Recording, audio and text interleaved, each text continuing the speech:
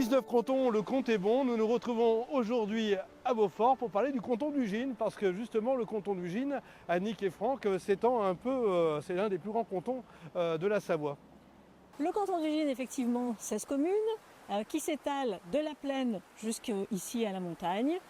Des communes urbaines comme Ugine, périurbaines, rurales, montagnardes. Un canton formidable. Franck, aussi une richesse d'activités sur ce canton. Beaucoup d'activités autour de l'industrie, du tourisme et de l'agriculture, avec des leaders mondiaux pour l'industrie et des leaders nationaux comme nos stations, que ce soit du Beaufortin ou de Val d'Arly. Suivez-nous durant cette émission, nous allons découvrir ce canton avec ses différentes facettes.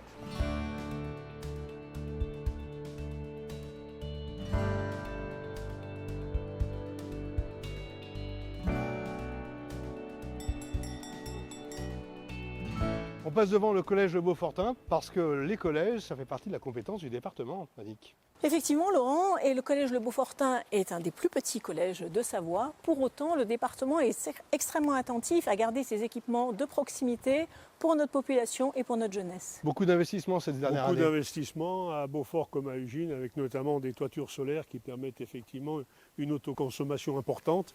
Et ce sont plus de 400 000 € qui ont été investis sur les deux collèges. On se retrouve sur le site La Caillère, un site agricole qui a été incendié en 1914, qui depuis a été reconstruit et que soutient évidemment le département. Un vrai patrimoine pour le canton.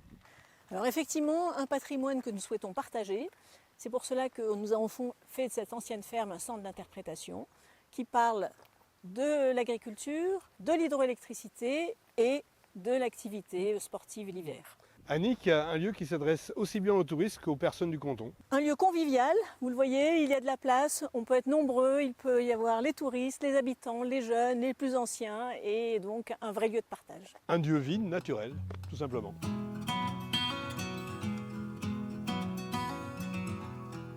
Le canton d'Ugine, nouvelle étape, nous sommes aux saisies, au col des saisies, un lieu emblématique, Franck. Lieu emblématique puisque trait d'union entre le Beaufortin et Val d'Arly, entre la Pyraminte et le Mont-Charvin qui est derrière nous, et puis surtout la route de la soif qu'on peut deviner tout le long de ce beau massif derrière nous. Emblématique avec les Jeux Olympiques de 92 et puis aussi ce stade de biathlon qui s'offre une nouvelle beauté. Qui est en train d'être rénové effectivement d'un très beau projet qui va durer plusieurs années puisqu'il est très complexe à réaliser, aidé par le département avec plus de 300 000 € Annick, si je ne me trompe pas, donc ce qui n'est pas rien. Bien entendu, nous avons accompagné la station des saisies, mais qui est une des plus belles stations d'Europe pour le ski de fond et le biathlon. Je propose d'ailleurs d'aller retrouver les dirigeants. On parle aménagement au territoire, Annick. Effectivement, nous sommes ici sur un domaine nordique qui jouxte, voire même qui est sur la réserve naturelle régionale de la Tourbière des Saisies, et ce qui nous prouve que l'aménagement de la montagne est compatible avec la nature. L'aménagement très dynamique aux saisies. Bonjour Mickaël, le patron du domaine skiable et nordique, avec ce beau projet qui n'est plus un projet, puisque dans quelques mois, on y verra le jour sur ce stade du biathlon. C'est ça, ouais, on compte même les jours, Laurent. Donc du coup, on rénove complètement notre stade de biathlon, qui datait de 92 et des Jeux Olympiques. Et tout simplement parce qu'on veut redorer le blason et devenir un vrai site de référence et de préparation de saison sur les saisies pour nos équipes nationales, internationales et puis les comités. Avec un événement majeur en mars prochain, le championnat de France de biathlon. C'est ça, qui sera l'occasion d'inaugurer ces beaux aménagements avec l'accueil fin mars des championnats de France de nordique et de biathlon. On est en plein été, le verre fonctionne très bien. C'est aussi l'histoire des saisies. Les clients consomment des activités sur notre territoire, consomment aussi le territoire autour des saisies, avec plein de choses à faire tout autour et butinent sur notre territoire. Alors une vraie vitrine pour l'ensemble du Beaufortin, aidée aussi par les communes qui ont tous leur charme autour des saisies. Oui, il y a de quoi faire, il y a de l'activité de loisirs. On a un territoire très riche avec le Beaufortin, le Val d'Arly et des vraies connexions, et c'est ce que viennent rechercher nos clients. Merci Mickaël. De notre côté, on va partir du côté de l'agriculture et on va travailler le terrain de jeu de Flumet.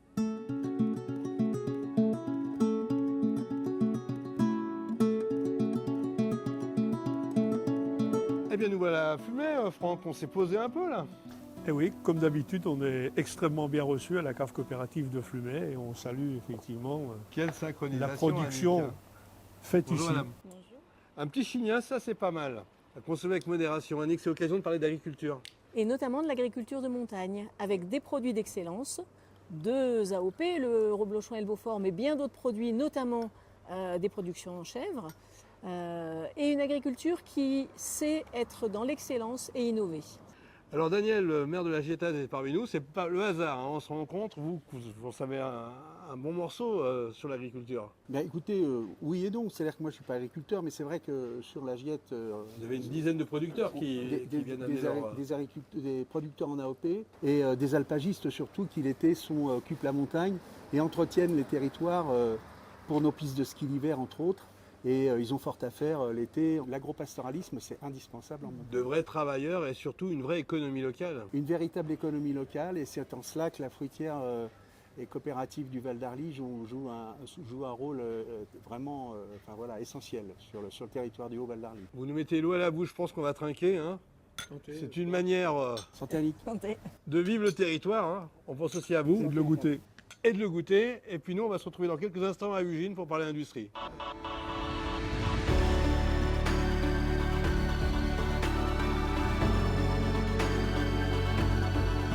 Le canton d'Ugine, c'est bien sûr la commune d'Ugine dont, Franck, vous êtes le maire, avec une certaine fierté de parler de l'industrie à Ugine qui est emblématique et historique.